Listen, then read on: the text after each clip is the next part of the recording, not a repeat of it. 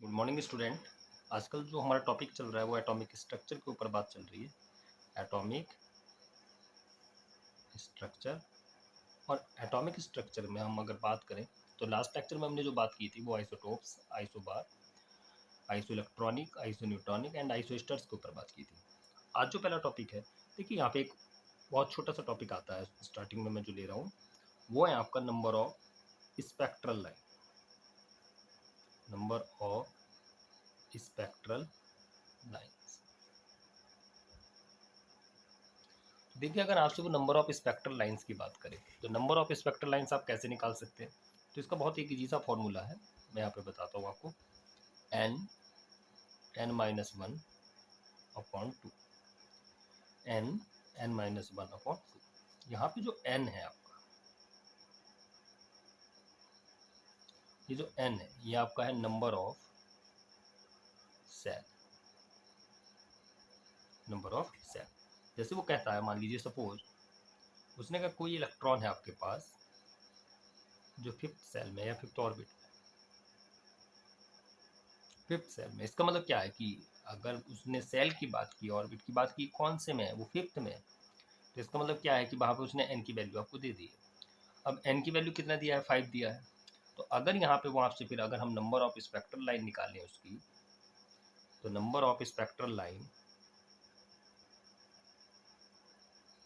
क्या हो जाएगी आपकी, 5 -1/2। तो 5 × 4/2, तो कितना आ जाएगा, ये 10 आ जाएगा। आप इजीली निकाल लेंगे। लेकिन आपको ये बात याद रखनी है इस क्वेश्चन में कि उसने नॉर्मल बोला है कि कोई इलेक्ट्रॉन फिफ्थ सेल में, या उसने अगर एक्साइटेड कंडीशन दी है।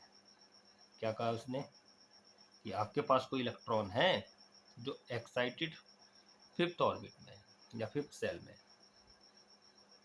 तो अगर वो किसी भी क्वेश्चन में एक्साइटेड कंडीशन लगा देता है, क्या लगा देता है, एक्साइटेड लगा देता है, तो जब आप उसका एन निकालेंगे तो जो भी वैल्यू आपको दी है उसमें +1 कर देंगे, तो यहाँ पे 6 हो जाएगा। मान लीजिए वो कहता है ना 6, है ना, वो यहाँ पे 6 लिख देता, 6 ऑर्बिट में, कौन सी में, एक्साइटेड में है। तो वहाँ पे क्या हो जाता है, 6 + 1 हो जाता है। तो कहने का मतलब ये है, अगर क्वेश्चन के अंदर इन्वॉल्वेशन एक्साइटेड हो गया है, किस वर्ड का इन्वॉल्वेशन हो गया है, एक्साइटेड का हो गया है, तो ऑलवेज वहाँ पे जब आप एन निकालेंगे तो उस एन के लिए आपको जो वैल्यू दी गई उसमें +1 कर देना है। मैं यहाँ 2 कहता तो 2 + 1 3 हो जाता।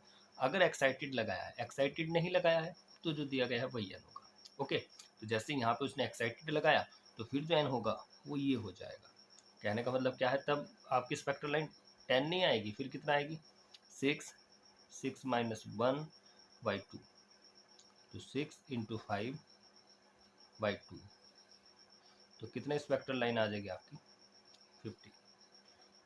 तो नंबर ऑफ स्पेक्ट्रल लाइंस को बहुत इजीली आप कर सकते हैं। इस तरह से आपको ध्यान रखना है इसमें, ठीक है। आगे देखते हैं नेक्स्ट पॉइंट इसमें क्या है।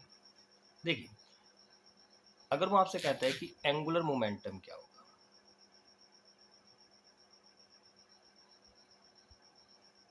एंगुलर मोमेंटम क्या होगा, तो देखिए एंगुलर मोमेंटम की अगर हम बात करें तो ये mvr इक्वल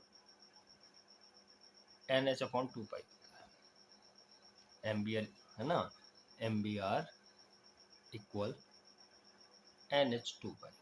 और अगर हम यहाँ पे भी इस n की बात करें तो n आपका क्या है, यहाँ पे भी नंबर ऑफ सेल। तो जब भी आपके एग्जाम में अगर इससे क्वेश्चन आता है तो वो सिर्फ n ही देगा। सपोज मैंने कहा कोई इलेक्ट्रॉन के लिए, है ना, कोई इलेक्ट्रॉन है किस सेल में, है ना, रोटेट हो रहा है, उसने कहा कि थर्ड में हो रहा है।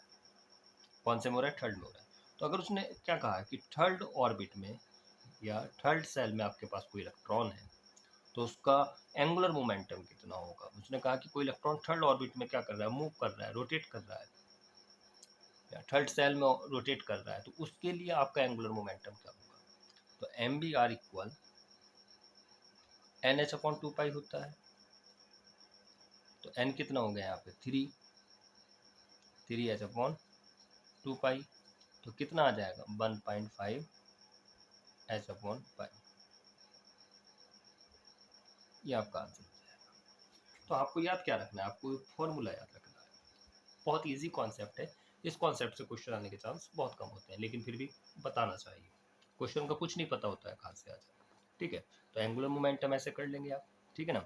इससे पहले मैंने आपको क्या बताया, नंबर ऑफ स्पेक्ट्रल लाइन। अब यहाँ पे जो सबसे ज़्यादा इंपॉर्टेंट पॉइंट है वो अब यहाँ पे आएगा, हाइड्रोजन स्पेक्ट्रम। क्या आएगा, hydrogen spectrum, very very most important. तो इसके ऊपर बात करते हैं अब, क्या आएगा, हाइड्रोजन स्पेक्ट्रम।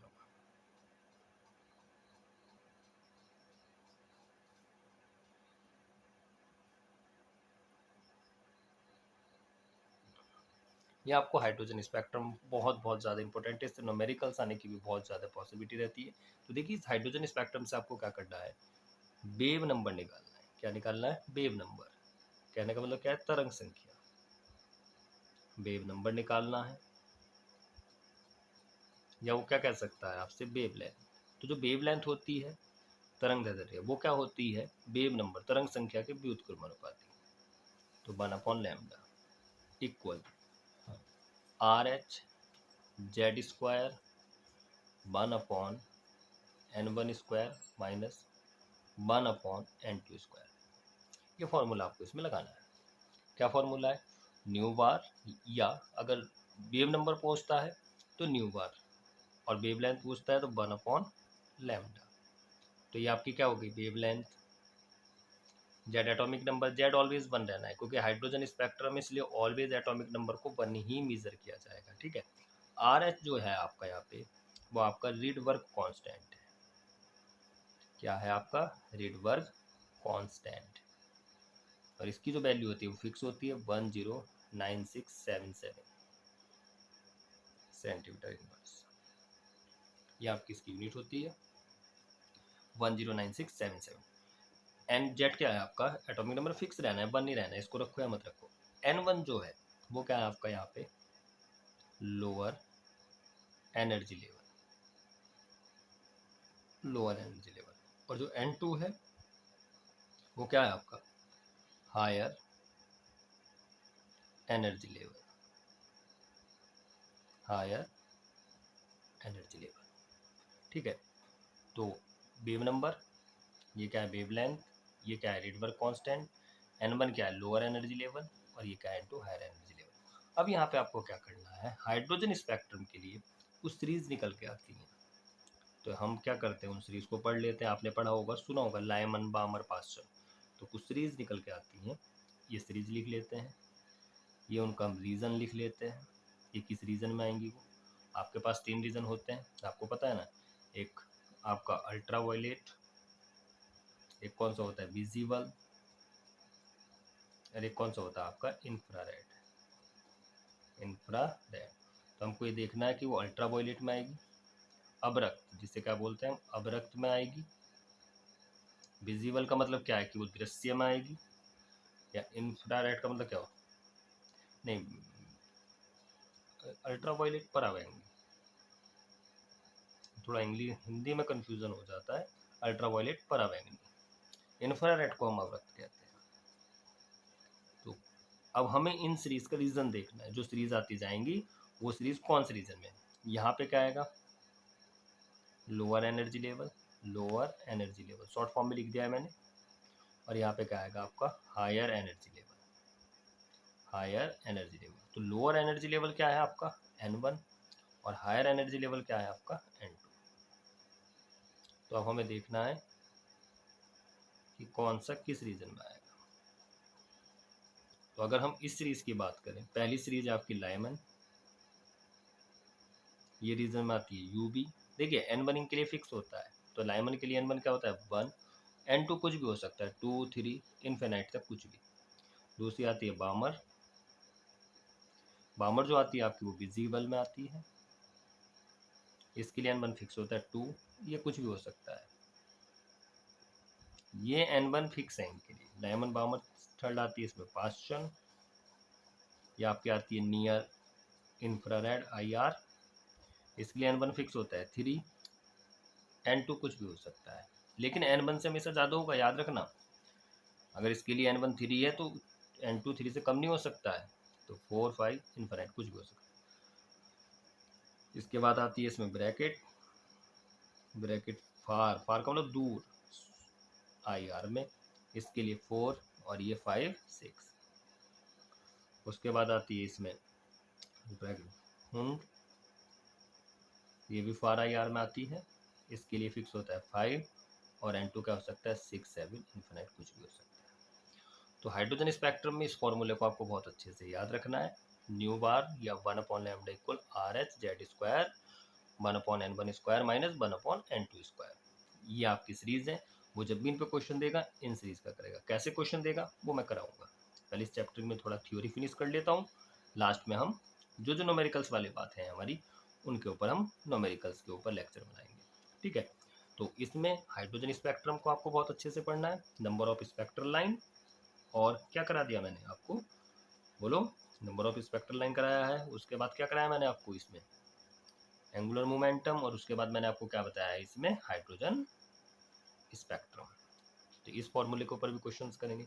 नेक्स्ट लेक्चर में जो हम बात करेंगे, वो नेक्स्ट लेक्चर जो हमारा होगा वो बहुत बहुत ज़्यादा आपका इम्पोर्टेंट है, बहुत ज़्यादा इम्पोर्टेंट, जिसे हम कहें तो very very most important. NEET 2022 में भी इसी से क्वेश्चन आया था। तो बोहर थ्योरी के ऊपर बात करेंगे। किसके ऊपर बात करेंगे? बोहर थ्योरी के ऊपर बात करेंगे। और उसके बाद इसमें डी ब्रोगली, इसके ऊपर बात होगी डी ब्रोगली। ओके, तो कल का जो हमारा नेक्स्ट कॉन्सेप्ट है वो क्या है हमारा बोहर थ्योरी। जो हमारा नेक्स्ट लेक्चर आएगा वो किसके ऊपर आएगा?